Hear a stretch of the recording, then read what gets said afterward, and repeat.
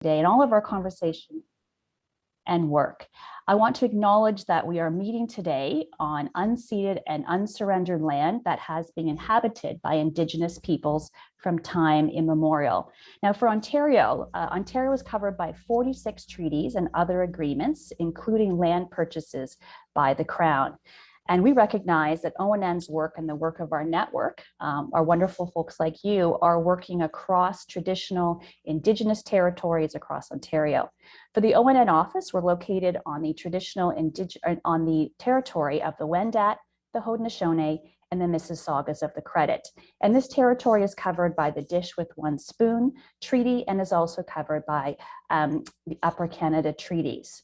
So we offer our gratitude and our solidarity to the Indigenous people who have and continue to care for, protect, and defend this land. And for ONN, we really believe strongly that as nonprofits, we must take seriously our role in responding to the Truth and Reconciliation Commission's 94 calls to action.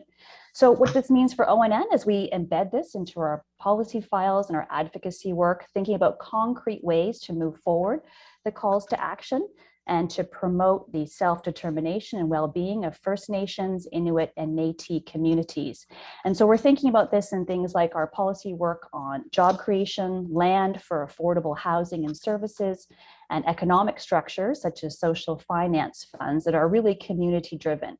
We also think about this in how we create our events and gatherings and making sure that we are providing space for Indigenous voices and perspectives. And for more details on this, please see our website for more on our policy priorities and other work that we are doing. For me as a settler and as a treaty person, I really want to recognize that our sector, the nonprofit sector, is built on and benefits from colonialism and white supremacy. So for me personally, it's thinking about how do I use and commit to using my social, political, and financial capital to decolonize and advance truth and reconciliation, not just in my ONN life, but in my personal and family life. So we encourage you to read the 94 calls to action and make plans for how you and your organization will be accountable to these actions. So as we've set our relation building and set the ground for working together, I'd like to introduce our two speakers. Joining me today is Matt England from Max Ottawa. And Matt was born in the US. He became actively involved in the 2SL LGBTQ+ community in Washington, DC as a peer supporter when he came out in 1994. And Matt shared that really experiencing the coming out process during the height of the AIDS pandemic has really informed his commitment to serving his queer community. And his organization called Max Ottawa provides health and wellness services and programs for guys into guys in Ottawa. So welcome to you, Matt. Thanks so much. On the cyber expertise side, we have Patrick Burke from Hub International. And Patrick is the National Cyber Practice Leader at Hub. He's an insurance expert with that technical expertise in risk insurance coverages. And also he is a licensed lawyer, as he mentioned, a reformed lawyer, an insurance broker. He also teaches at Sheridan College and Humber College. So great to have you both with us. Thank you very much. And in moving to sort of setting the stage for what nonprofits are experiencing in the digital space with our move, our sudden move for many of us to a digital space, online services, programs, et cetera, even day-to-day working life.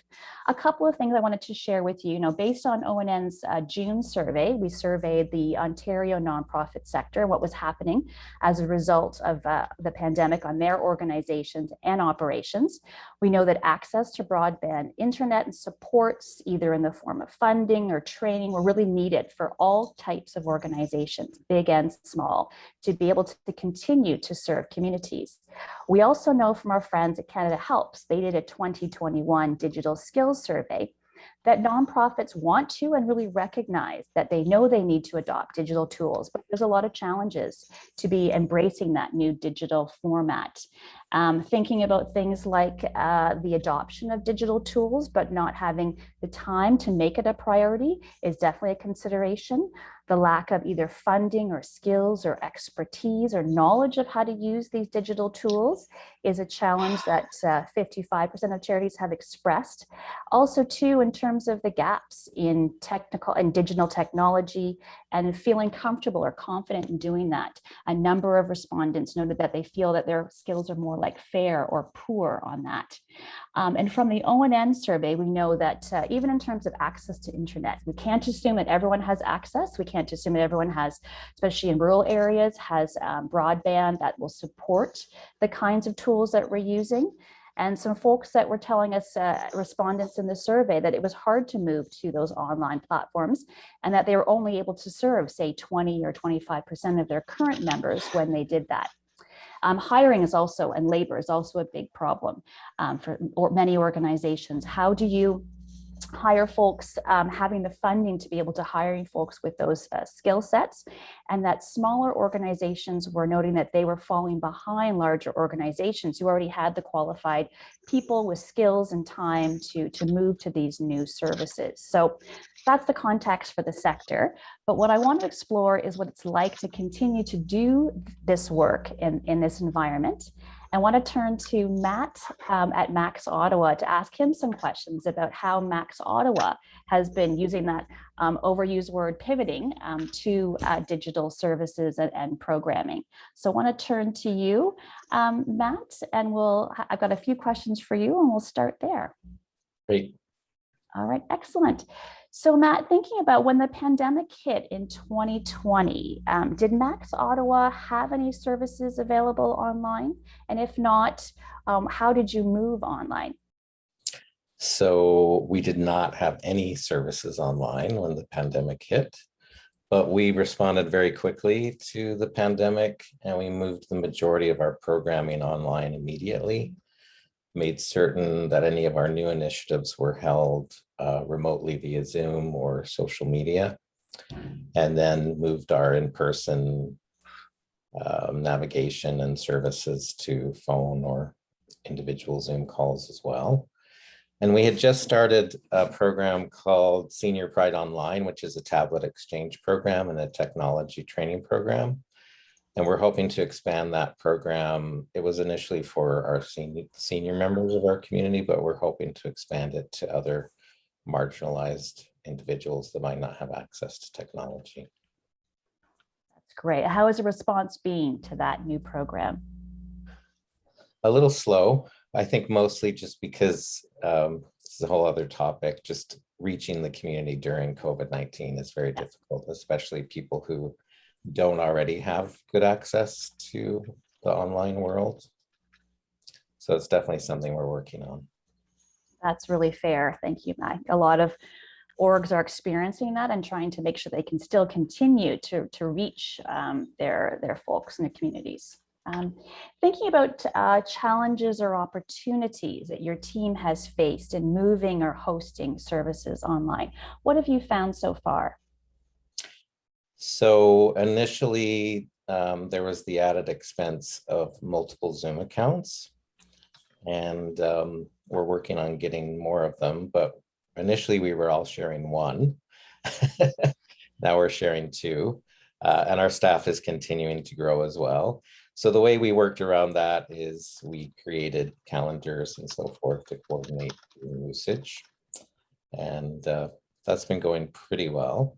Some of the other challenges were obviously training for staff and volunteers on how to use Zoom and social media platforms. And in some cases, some of our volunteers and facilitators just weren't comfortable with technology. So we had to either find someone to assist them or temporarily kind of reassign that role to someone who was comfortable with technology. So that's been a little bit of navigation on our part. And are we heading to opportunities as well, or? Sure, and just one quick question too. I'm just curious, Matt, who did the training? Was it all done in-house, or did you hire or volunteers that came to help? We have a really great volunteer base, so we definitely rely on our volunteers. So it was all done either in-house with our staff or volunteers. Okay, wonderful. Thank you. Yes, and opportunities.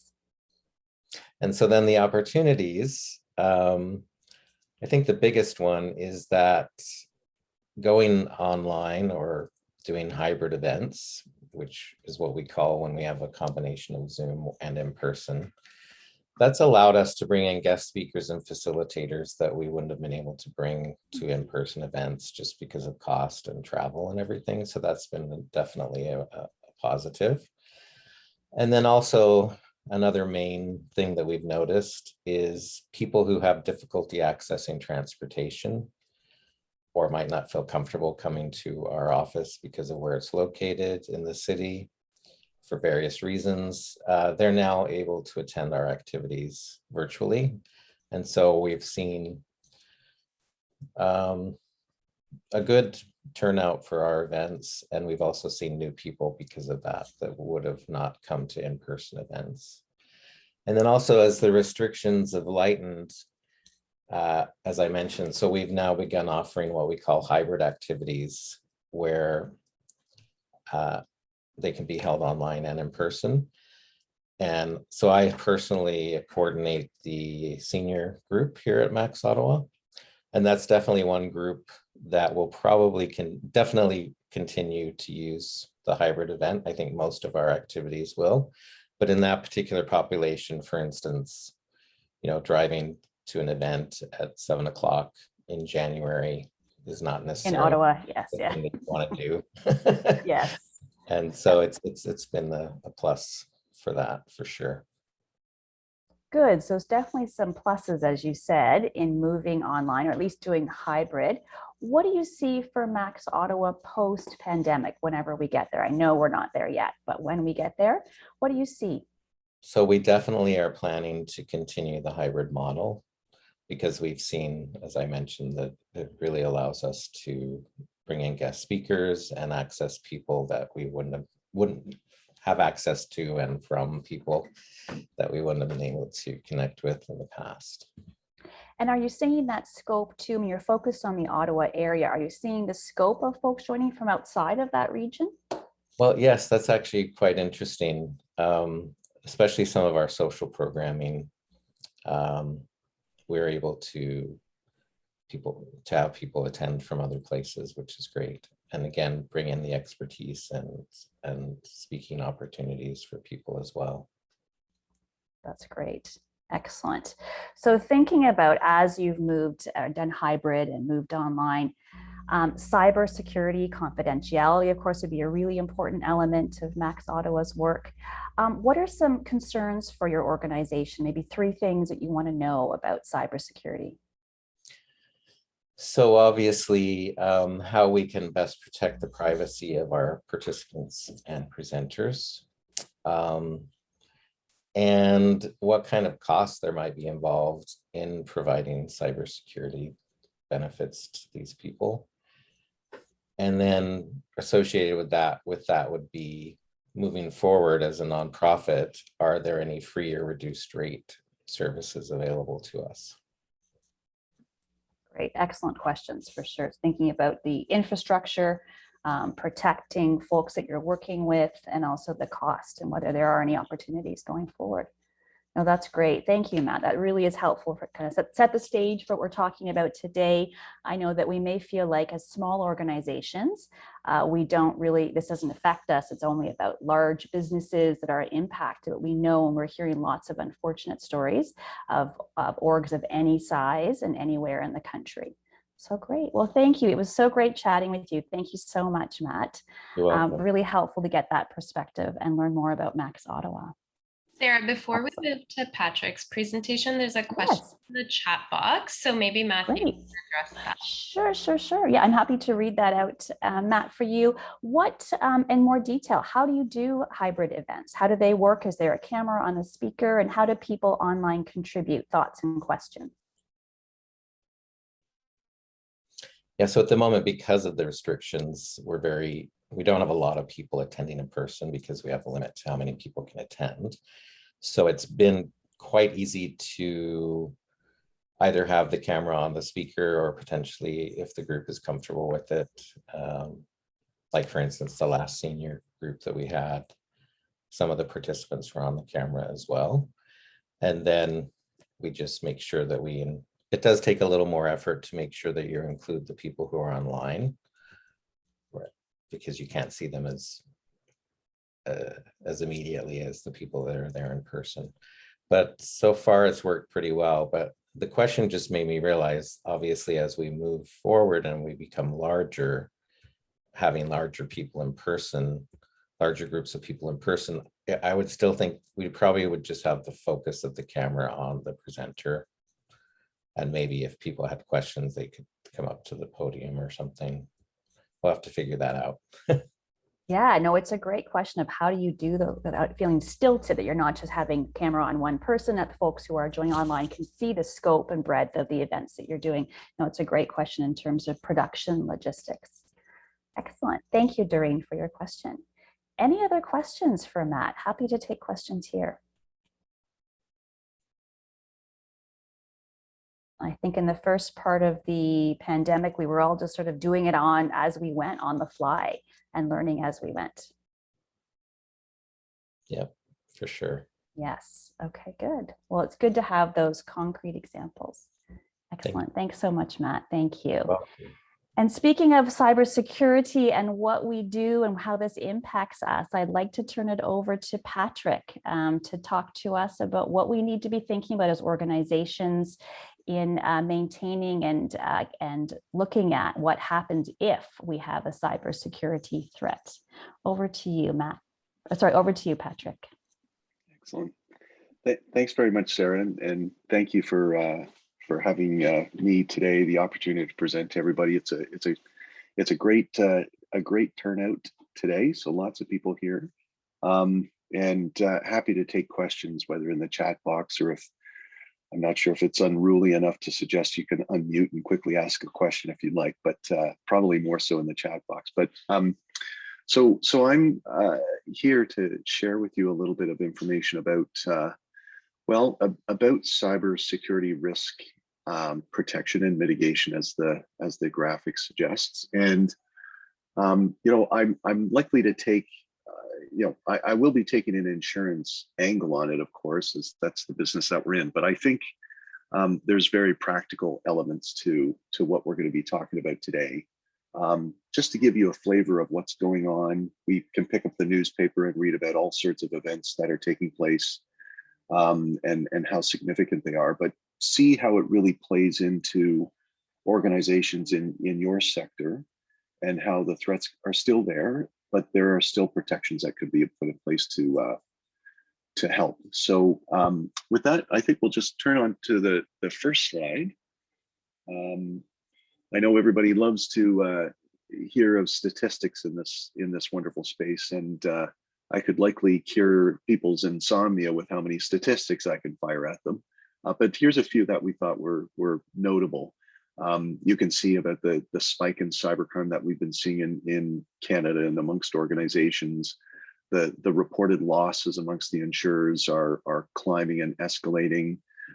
There's a lot of events that go under the wire that a lot of people don't read because they don't necessarily come out in the headlines. They're smaller organizations that's suffering with things. I think the most telling, especially for this audience, is that statistic about the number of smaller businesses that have been targeted. There's another interesting statistic that I always like to bring up from a survey that was done back in early 2020. And it was an organization called the Scientia Institute, and they canvassed about 50,000 companies that had suffered in the neighborhood of 30,000 total cyber incidents, and took that data and analyzed it, and it came out with a really fascinating report. And one of the things that I always remember from that report is if you look at the large companies that we hear about in the newspaper have suffered ransom events, and have had to pay out millions of dollars to get encrypted data back and all this sort of nastiness. The impact to those organizations statistically is about 0.00000. I think there's about 8 zeros, 0.3 or something. It's a relatively low number because these organizations have the revenue threshold and the bandwidth to recover from those sort of significant losses. But if you look at organizations that have very little in the way of revenues, like a couple 100,000, or even if we then look into the not-for-profit space, the impact on them can sometimes is often much more dramatic, because they don't necessarily have the infrastructure and the resources to draw upon to help them deal with the events that they are undergoing. So an interesting statistic. If we could just move to the next slide. As I mentioned, ransom events. So these are circumstances where threat actors, unbeknownst to organizations, manage to enter into a network system. They then encrypt and disrupt, and generally make life very difficult for organizations, and explain and through their mechanisms will say, look, we are a serious threat actor. We've deployed malware into your system, and we've encrypted all of your data, and you're not going to get it back unless you pay us a ransom amount, whether it's a cryptocurrency or real cash, typically cryptocurrencies. So in 2019, this is a statistic from an insurer by the name of CFC Underwriting that we do a lot of work with. And they are the largest writer of cyber insurance in Canada. And you can see a patchwork of what they see, where claims have taken place, in what industries, and you can see not-for-profit is not immune to these sorts of things. So this was what they were seeing: ransom demands over 250,000, costs and demands of over 250,000 in 2019. And if you flip to the next slide, unfortunately, we can see that things are not improving at all. In 2020, you can just see a mushrooming effect of everything. Larger amounts. We see a lot of attacks in the professional services sphere, but once again, you can see that not-for-profit space suffering from these sorts of attacks as well. So interesting statistics. If I can flip over to the next slide. When I do a lot of work with clients, and there's a number of things that I do. I place insurance for clients, but I also have a lot of discussions with clients about pre-breach preparedness. So what can you do on the front end, notably to what Matthew was saying before, how best to protect, what can we be doing on the upfront? And then I also give advice when incidents actually happen, and help to hold the hand of clients that are going through these attacks, which are very real. So I met with all sorts of questions, and these are examples of some of the questions we get.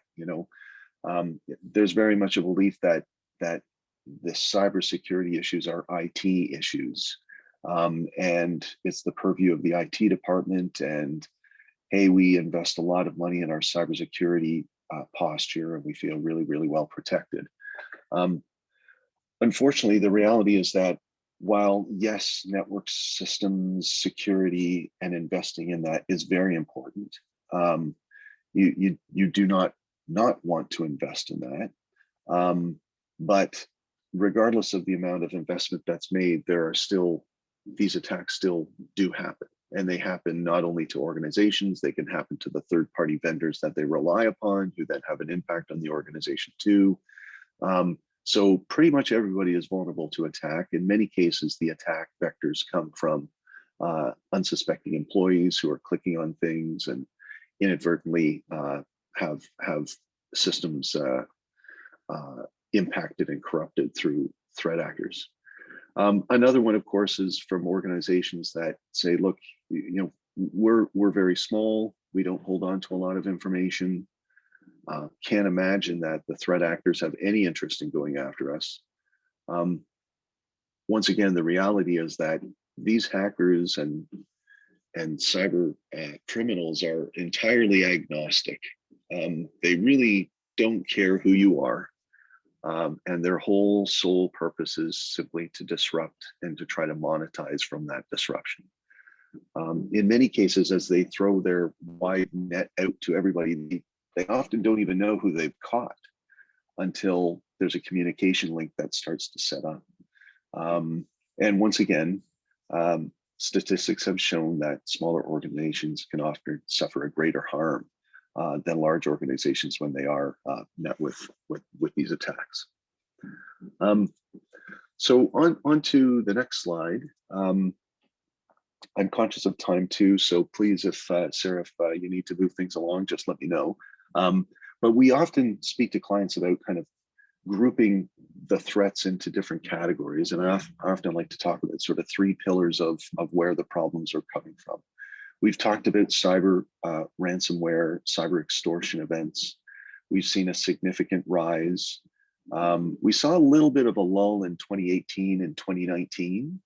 And that's when business email compromise concerns started to outstrip ransomware a little bit more, but ransomware is certainly back in the news and very much a problem for organizations and for insurers to a certain extent.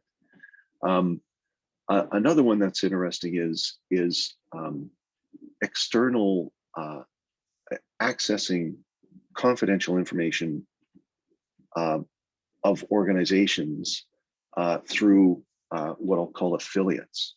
So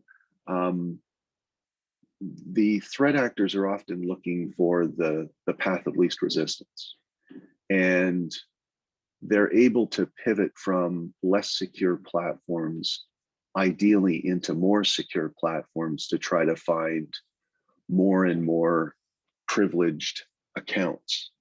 So again, where I think that can be important for not-for-profit organizations is that they'll often, obviously you're going to be relying upon a lot of volunteers, a lot of great people who are doing great work from their own computer systems. And often at times the network security posture is not quite as strong.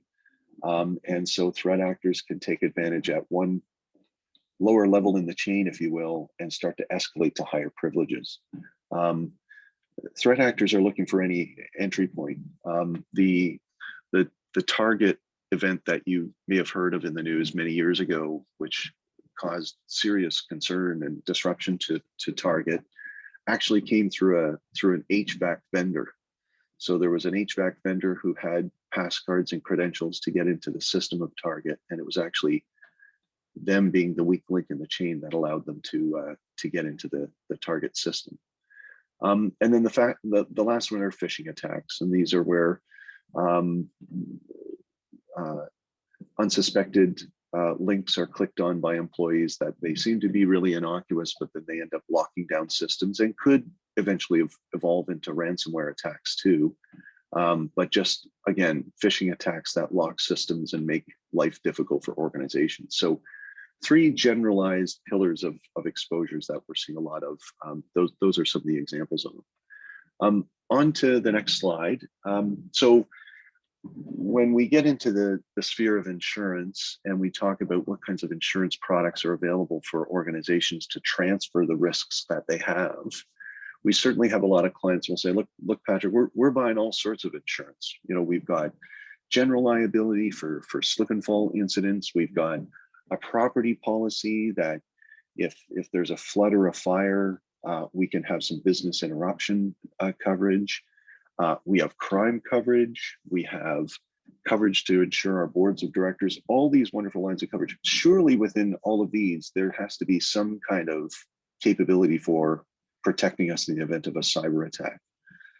And the answer is, I used to say the answer is, it's possible, but these policies will never provide you with enough support and the ideal support that you need. Nowadays, we're saying to clients, there's almost definitely going to be some sort of an exclusion in each of these policies whereby they explicitly state that they are not covering a cyber risk. And that's because a property underwriter or a directors and officers insurance underwriter, they're not looking at cyber risk exposure in their analysis of a risk. Property underwriters are looking at sprinkler systems and fire retardant materials. They're not necessarily underwriting to what a cyber attack could look like. But most importantly, a lot of these coverages are third-party liability coverages, which I'll explain in a moment, but they basically have to be accessed by way of there being a lawsuit. So you have to be sued in order for these policies to trigger. And in many of the cases, what we see is nobody's been sued yet. The company's just been horribly disrupted. And therefore, we would love for our insurance policy to help us before we are potentially sued by a third party.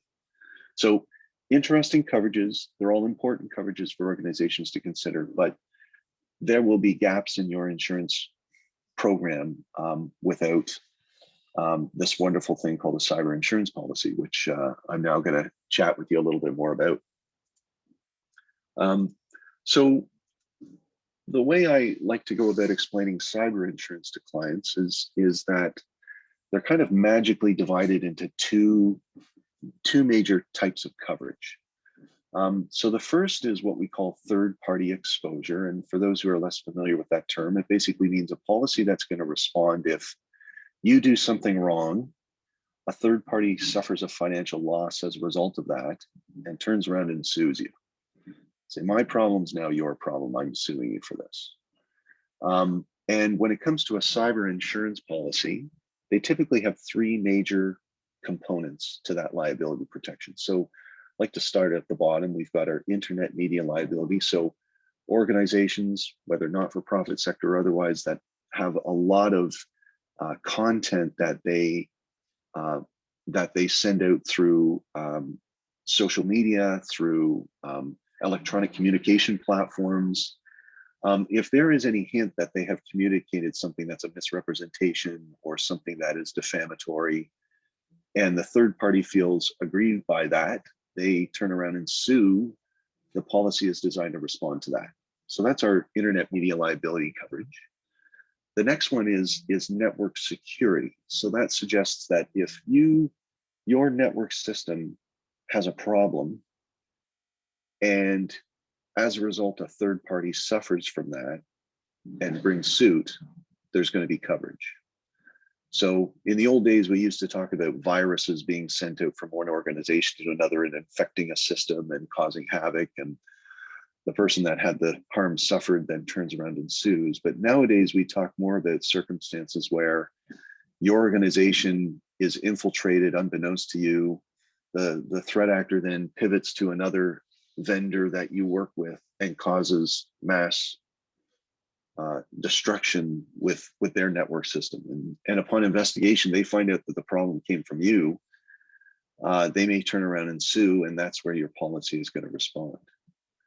The third component to this kind of coverage is the privacy piece. And of course, that's become very topical over the years. I would suggest that it became most topical in and around 2014, where we had some new case law created by the courts that effectively said securing somebody's privacy is extremely important. And if you fail to safeguard that information, regardless of what kind of harm the person may have suffered, we think there should be a damage award for that. So when that was created, it caused a lot of angst amongst organizations, of course. And so what this policy will do in this component is that if you are holding on to sensitive information, if that information is compromised and the owner of that information finds out and they bring suit, the policy is designed to respond. Obviously, this is an important component, important coverage. And when it comes to the kind of private information that you're holding on to, the policies are extremely broad. So they are designed to say, look, even a list of, we've actually had cases in the privacy commissioners tribunals where they said, look, even a listing of emails belonging to people being exfiltrated and stolen, that's enough to be considered a privacy event, because of course those emails in the hands of a threat actor can turn into a massive phishing campaign. So protecting sensitive information is really key, and if you fail to safeguard it, the policy can respond and protect you. Moving on to the next slide. Third-party liability coverage is really important. There's no question about it. But about 80% of the claims that we see in this space have everything to do with what we call first-party coverage. And first-party coverage means effectively something has happened, but nobody knows about it yet. But we want to be in a position that we can call on resources to help us handle the problem before it becomes a bigger problem. And this is classic scenarios for cybersecurity events. So it's not uncommon that the person in charge of IT, whether they're in-house or they're an outsourced IT vendor that you work with, and they suddenly say, hey, I've noticed something that's a little bit wrong in the system. Of course, it happens to be a Friday of a long weekend. It's about 5 o'clock. And they say, there's something weird. I think we'll investigate over the weekend. We'll keep you posted as to what's going on. And sure enough, Saturday comes by and the IT vendor says, yeah, it's kind of weird. I think I have to do some more investigation, but not to worry. I've got a friend. They know this stuff, so they're gonna try to help me out and source out what the problem is and fix it. And then Sunday rolls around, maybe even to Monday of the long weekend, and suddenly they say, this is a little bit beyond what I'm capable of. We're kind of panicked. I think they actually did get this threat actor came in and got some information, or they may say, we've now had our entire system encrypted and we can't access anything, and they're now making a demand for payment to give us our data back. Of course, it's Monday. Colleagues are going to be coming back in on Tuesday. Perhaps clients are anxious to get information from you on Tuesday. What are you going to tell people? What's the messaging going to be? How are you going to communicate? How are you going to figure out what to do? As we like to say, if you have that situation, the questions are going to be, who are you going to call? And how are you going to pay for it? And the answer is thankfully found in a cyber insurance policy.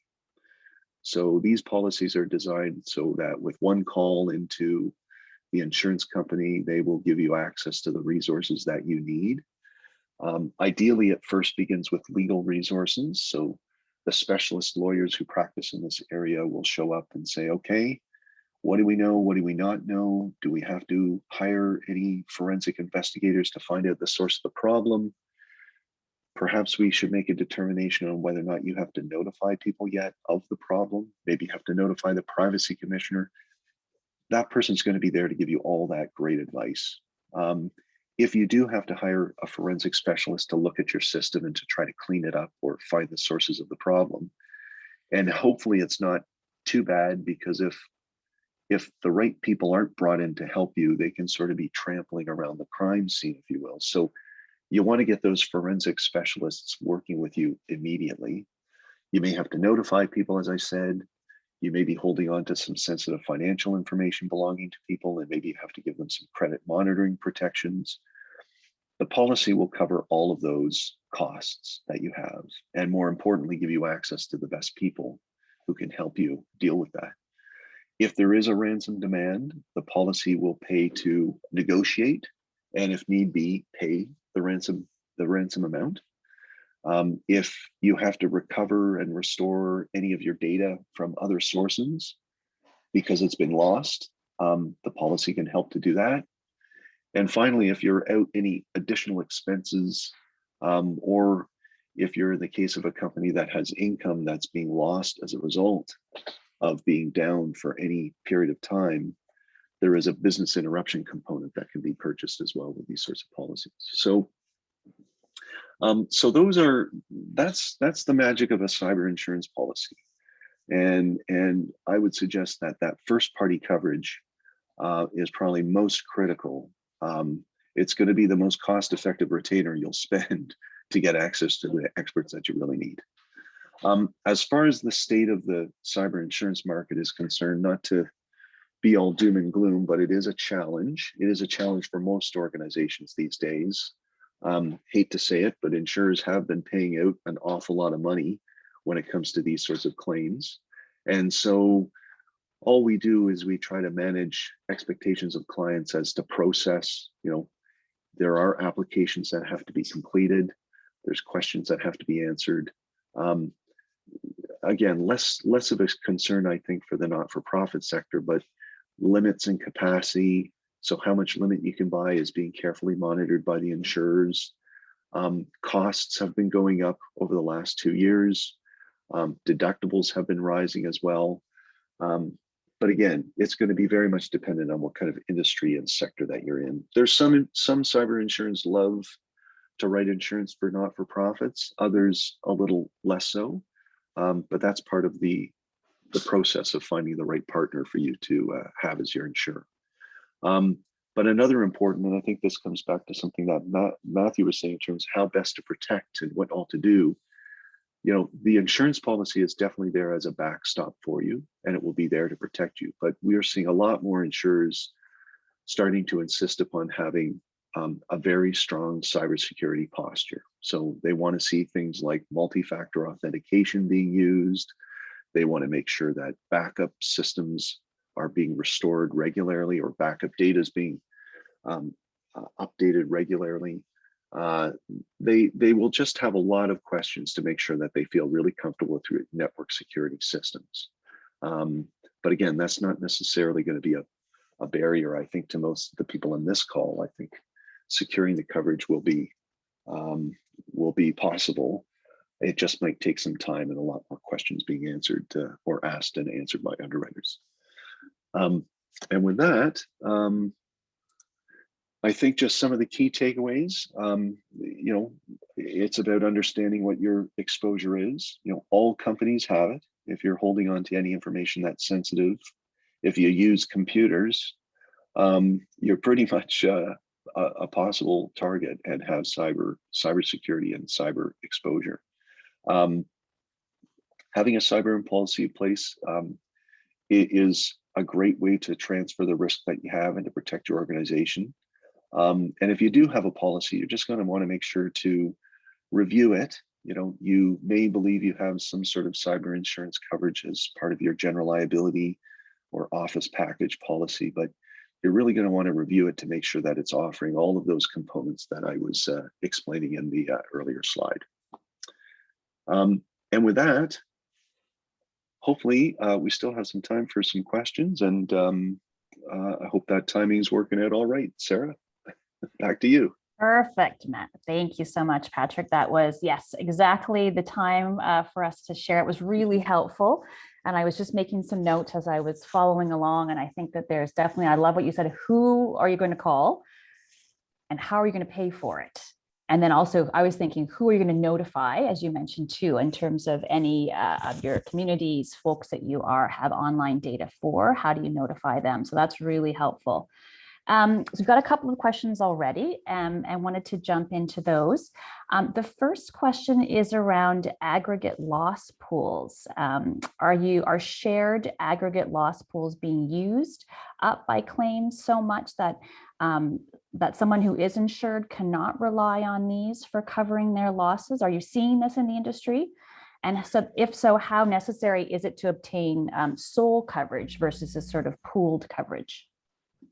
I'm going to see if I understand the question properly when we talk about this. What really we're talking about, where I get involved is really in standalone coverage. So that's very specific to cyber insurance, as opposed to if by pooled coverage our member might be referring to, you know, cyber as an add-on to another kind of coverage that it might have. So it might be endorsed onto a general liability policy or something like that. If that's the question, and by all means, please feel free to clarify. As I like to say, there's insurers that are committed to this space, and there's other ones that I think are still figuring it out.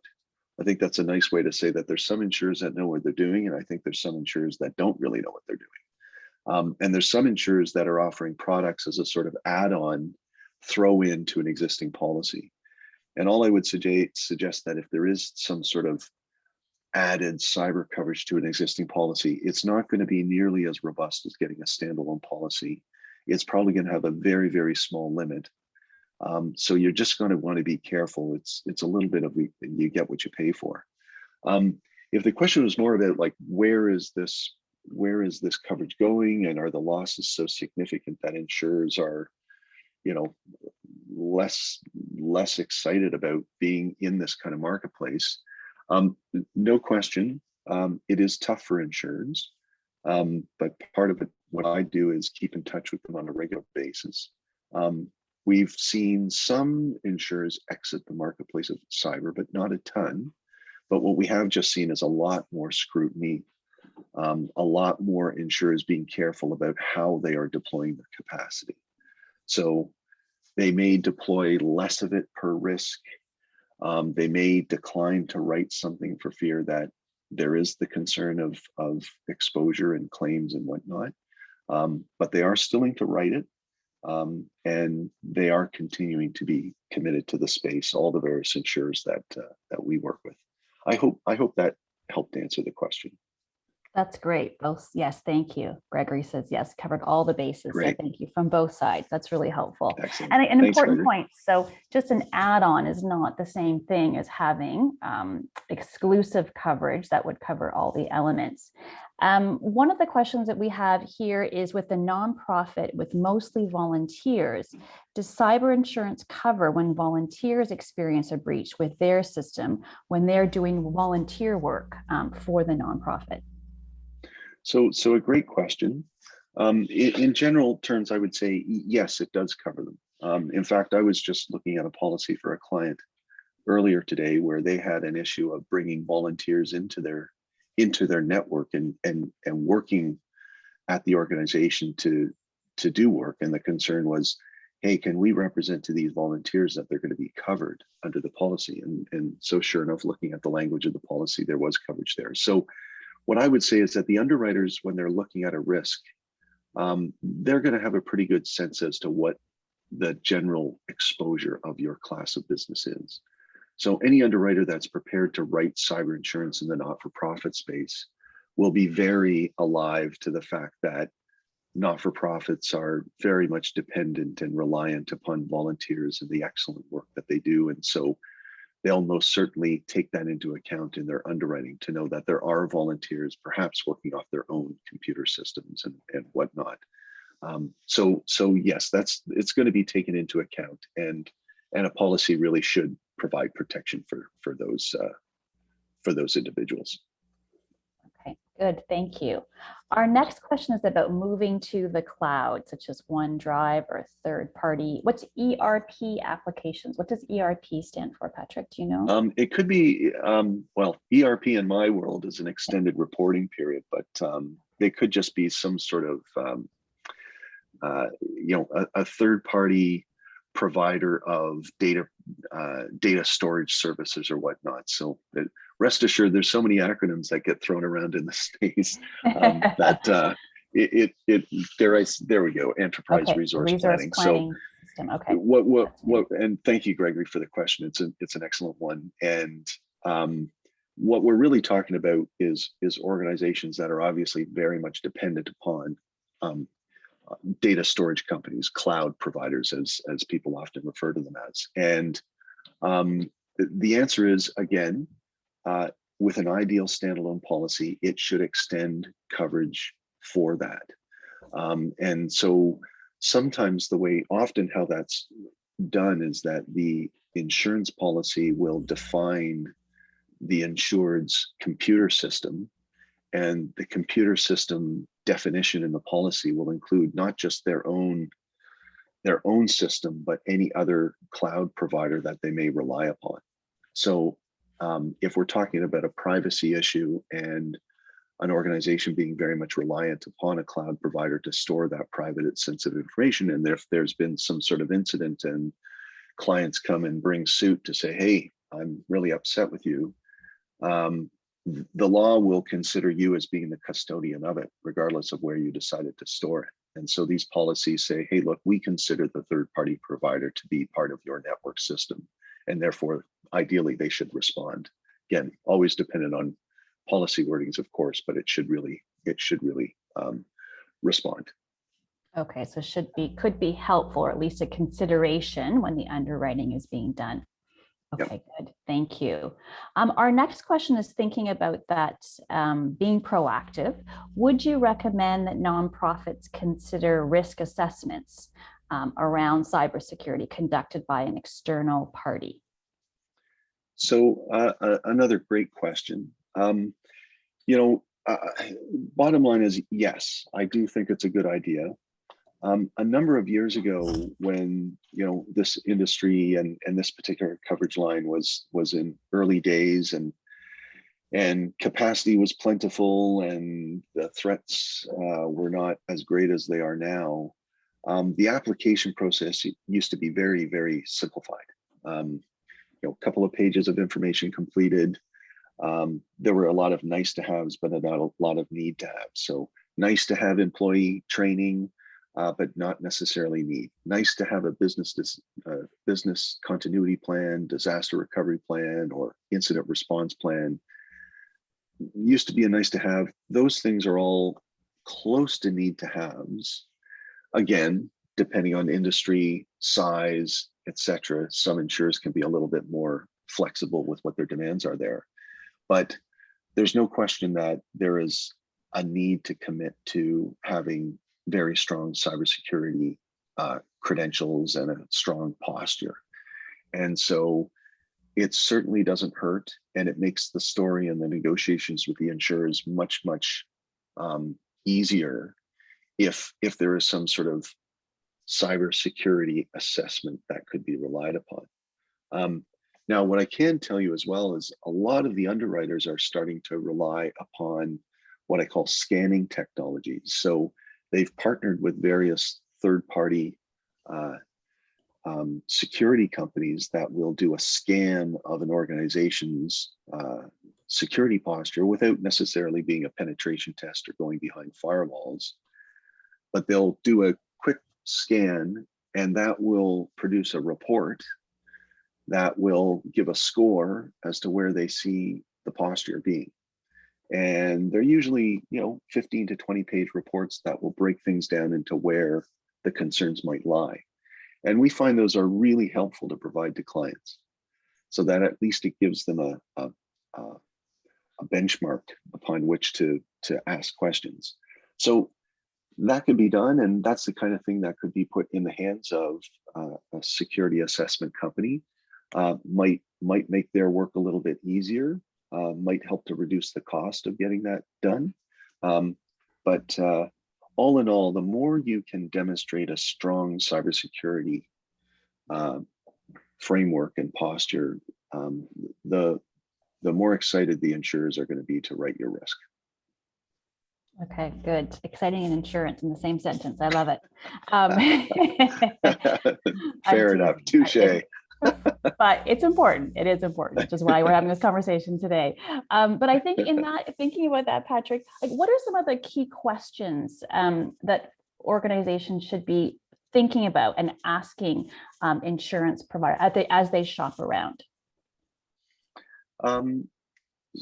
Sorry, I saw the question come up, Sarah. So we're asking what sorts of questions should they ask of the insurer? What are the key questions? Right? Exactly. Like, what are the things you should be saying? Here are the top 3 things that they can shop around and get, the best coverage at the best rates. Sure. The main, if you look at your buckets of what it is that you want to present, maybe talk about that first. So you're going to want to be able to demonstrate that you have a plan if you do have an incident.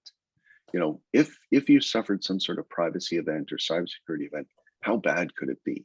Would you be sort of shaken or stirred? And that's where you come into demonstrating that you have a continuity plan, all these sorts of wonderful things. Another important element is people, and what sort of commitment do your people have towards making sure they're safeguarding stuff? Do you have a lot of data? If so, who has access to it? Do you all need to have access to that kind of data? So what's the sort of, what's the genetic makeup, if you will, of your organization's attitude towards safeguarding information? Another sort of bucket is into the network security issues. So they're the sorts of things that are the IT department or the IT vendor will have to answer a lot of questions to say, hey, this is how we're safeguarding things. We have multi-factor authentication in place. We're using endpoint detection services to try to filter out bad actors and whatnot.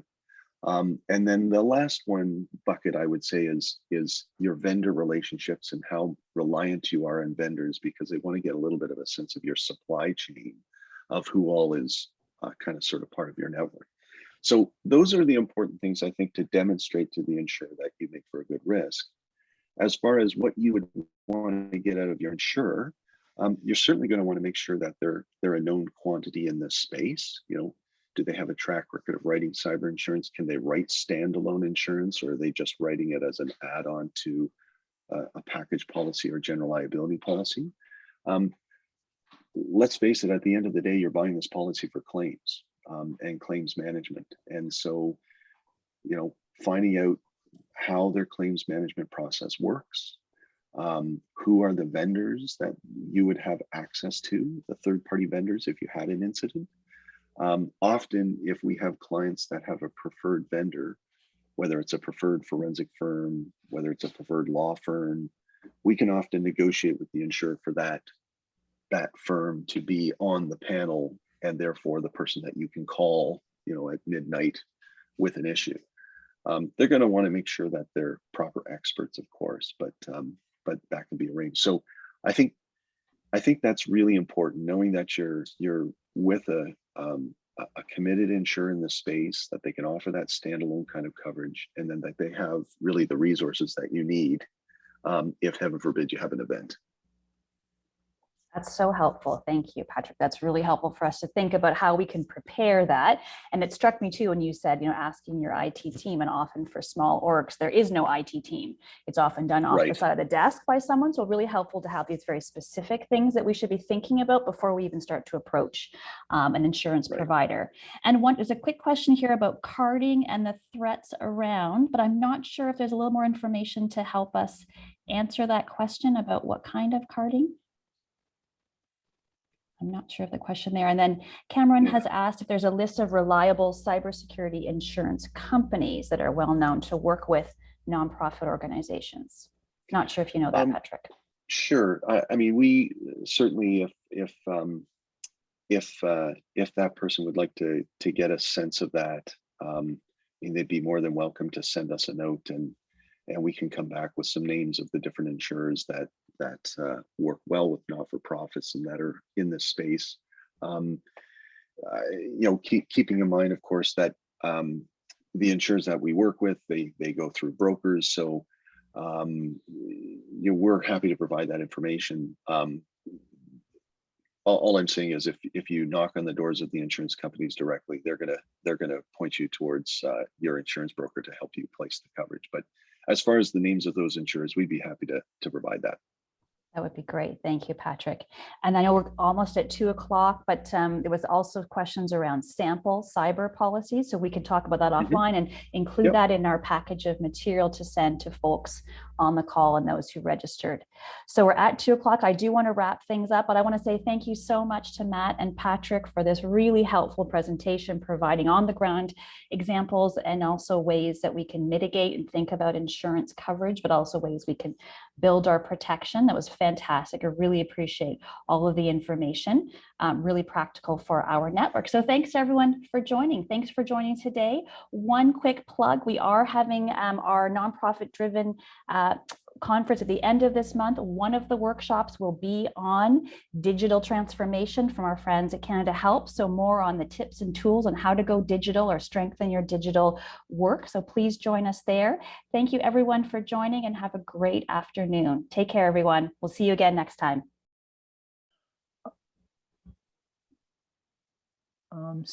Sarah, sorry, just one question. Will the recording and the PowerPoint be available after? Yes, we'll send it to you by email. Okay, and you have all of our emails, I guess, through Eventbrite. That's right. Thank you very much. Thanks How very soon much, would everyone. you say roughly around? Within the week. We're going to collect some more materials and resources. So by next week, you'll have it in your inbox. Understood. Thank you very much. Yeah, you're welcome. Thanks for joining us. Thanks very much, everyone.